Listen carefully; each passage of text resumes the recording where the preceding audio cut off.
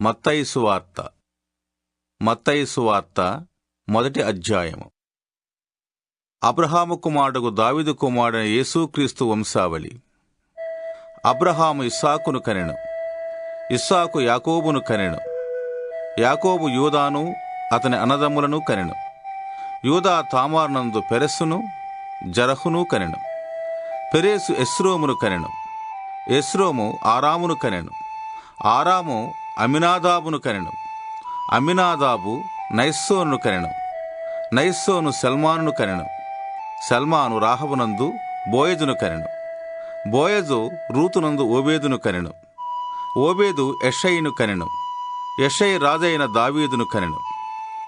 ఉరియా భార్యగా నుండిన ఆమె యందు దావీదు సొలొమోనును కనెను, సొలొమోను రెహబామును కనెను, రెహబాము అబియాను కనెను, అబియా ఆసాను కనెను, ఆసా యెహోషాపాతును కనెను, యెహోషాపాతు యెహోరామును కనెను, యెహోరామును ఉజ్జియాను కనెను, ఉజ్జియా యోతామును కనెను, యోతాము అహజును కనెను, అహజు హిజ్కియాను కనెను, హిజ్కియా మనష్షేను కనెను, మనష్షే ఆమోనును కనెను, ఆమోను యెషియాను కనెను. యూదులు బబులోనుకు కొనిపోబడిన కాలములో యెషియా యెకొన్యోను అతని సహోదరులను కనెను. బబులోనుకు కొనిపోబడిన తరువాత యెకొన్యో షయల్తీయేలును కనెను, షయల్తీయేలు జెరుబ్బాబేలును కనెను, జెరుబ్బాబేలు అబీహూదును కనెను, అబీహూదు ఎల్యాకీమును కనెను, ఎల్యాకీము ఆజోరును కనెను, ఆజోరు సాదోకును కనెను, సాదోకు ఆకీమును కనెను, ఆకీము ఎలీహూదును కనెను, ఎలీహూదు ఎలియాజరును కనెను, ఎలియాజారు మత్తానును కనెను, మత్తాను యాకోబును కనెను, యాకోబు మరియ భర్త అయిన యేసేపును కనెను, ఆమె యందు క్రీస్తు అనబడిన యేసు పుట్టెను.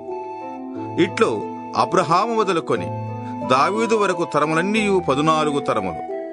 దావీదు మొదలుకొని యూదులు బబులోనుకు కొనిపోబడిన కాలము వరకు 14 తరములు. బబులోనుకు కొనిపోబడినది మొదలుకొని క్రీస్తు వరకు 14 తరములు.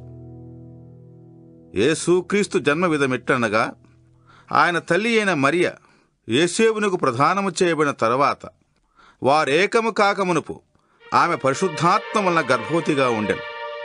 ఆమె భర్త అయిన యేసేపు నీతిమంతుడై ఉండి ఆమెను అవమానపరచనొల్లక రహస్యముగా ఆమెను విడనాడను ఉద్దేశించెను.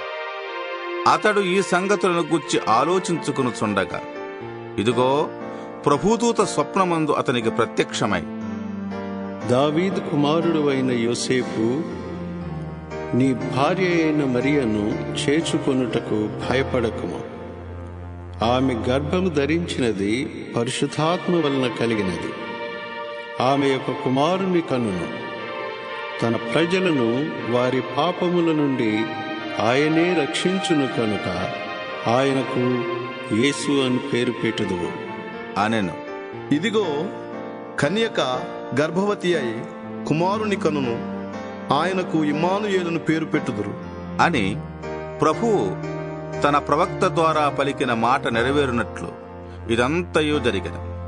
ఇమ్మానుయేలుని పేరునకు భాషాంతరమున దేవుడు మనకు తోడని అర్థం.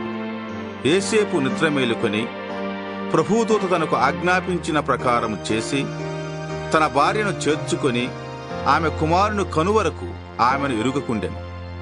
అతడు ఆ కుమారునికి యేసు అని పేరు పెట్టెను.